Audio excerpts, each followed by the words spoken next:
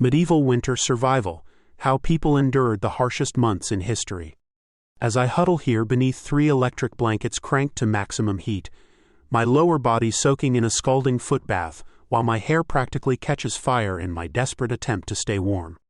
I can't help but wonder, how on earth did medieval people survive, or more accurately, how did they die, during the most brutal winter months? How did they maintain body heat? What food kept them alive? How did they pass the endless dark hours without modern comforts like insulated windows, God of War Ragnarok, or Netflix binges? The arrival of the Little Ice Age, spanning from 1300 to roughly 1870, transformed the extended pitch-black winters of the late medieval period into even more treacherous ordeals, with famine and disease-related deaths lurking around every frozen corner. Winter represented absolute terror. Welcome to medieval madness. Shelter and heating, surviving in smoke-filled hovels. Most peasant dwellings offered pathetic insulation and were plagued by freezing drafts, constructed from timber, wattle, and daub. European homes were frequently erected on raised earth platforms to provide some thermal protection. A central fire served dual purposes, generating warmth and cooking meals, with roof ventilation openings instead of proper chimneys that would hemorrhage precious heat and expose the interior to harsh weather. This arrangement meant peasants constantly reeked of smoke, as soot accumulated relentlessly, especially throughout winter.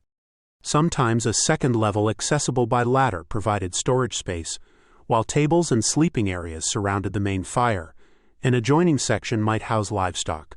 Scandinavian Vikings constructed elongated fire trenches in their longhouses, lined with heat-absorbing stones that distributed warmth throughout the structure.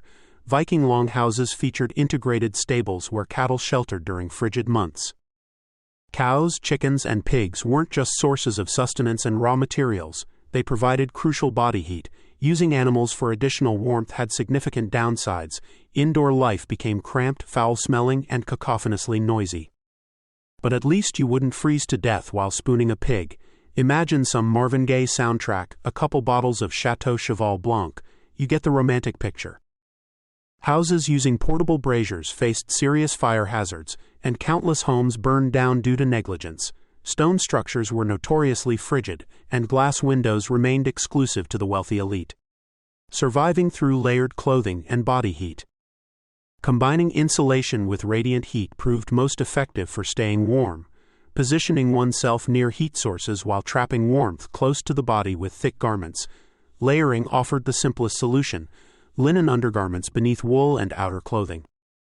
Since wool was warm, heavy, and irritatingly scratchy, linen created a barrier between wool and skin while being much easier to wash and dry. Outdoor gear like boots, woolen mittens, scarves, and cloaks were worn indoors during the coldest periods. Between smoke, perspiration, and animal odors, indoor winter living for medievals must have been particularly pungent. Weather extremes across medieval Europe. It wasn't just northern regions suffering from brutal cold.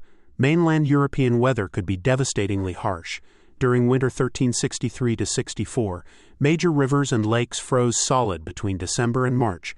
At Mainz, Germany, the Rhine remained frozen for 70 consecutive days, allowing Cologne downstream to operate a market directly on the icy river surface. The Belgian town of Fosses endured snow coverage for over 3 months. Even southern European locations, the Venetian Lagoon, Atlantic waters near Bordeaux, France, and the Gironde estuary, froze solid. February 1352 saw the Florentine region blanketed in snow for over a month, while 1359 brought, quote, snow across central Italy to extraordinary heights. Rooftops were cleared by throwing snow into streets, with some towns completely blocked and inhabitants trapped for days. Bologna experienced 18-foot drifts, with Modena seeing even higher accumulations. Winter 1389 delivered dramatic snowfalls in southern France's Lozère region. A Montpellier chronicle recorded, "These snowfalls were so immense they destroyed numerous farmsteads. Many perished when houses collapsed upon them. Others died from cold, others from starvation as provisions ran out." Food preservation and winter sustenance. In farming communities, work never ceased. Endless tasks demanded attention. Surviving medieval winter required extensive preparation and back-breaking labor. Firewood gathering began as early as spring, continuing through summer when wood was collected, bundled, and stored.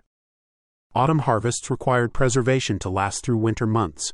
Pickling, smoking, drying, and brining kept meat and produce fresh as long as possible. Grains, cereals, and legumes were dried and stored in ceramic or clay vessels for later use in hearty stews and soups. Ground grain enhanced breads and biscuits.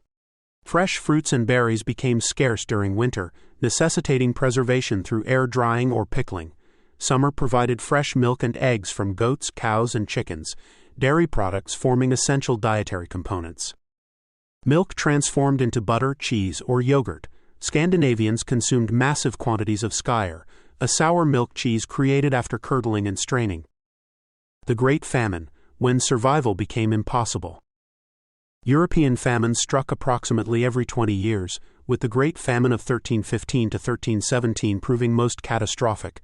Torrential spring rains in 1315 caused crop failures, beginning years of misery. Yields dropped by 1/3 as relentless rain continued and animals died from starvation and disease. The catastrophe triggered massive criminal behavior, including infanticide and cannibalism. Europe didn't fully recover until 1322. The famine affected 30 million people, killing 1.5 to 3 million. Though the 14th century Black Death proved deadlier, the Great Famine represented the late Middle Ages' worst natural disaster. Winter entertainment, staying sane during endless dark months. After completing maintenance work and daily chores, people needed activities to prevent cabin fever. Limited agricultural work meant extensive indoor time. Medievals enjoyed snow games like sledding and ice skating on frozen lakes using horse shin bones or polished wood pieces, later iron skates. Viking communities used snowball fights as combat training for children. The 1460 Book of Hours, belonging to the Duchess of Burgundy, depicts snowball fights with children and adults, with similar scenes in frescoes and manuscripts. Indoor time involved spinning wool, storytelling, or gaming. Board games like chess and backgammon proved popular, as did dice games. Vikings favored strategic board games. Hunting combined sport with food procurement through winter boar hunts.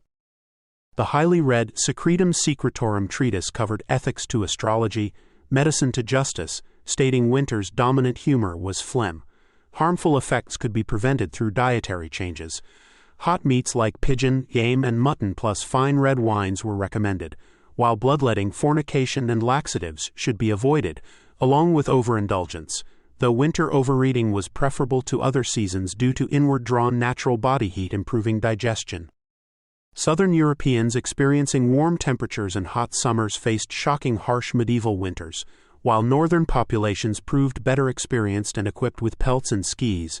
Dangers included starvation as food stores dwindled, and lower temperatures facilitated disease spread as people crowded together indoors.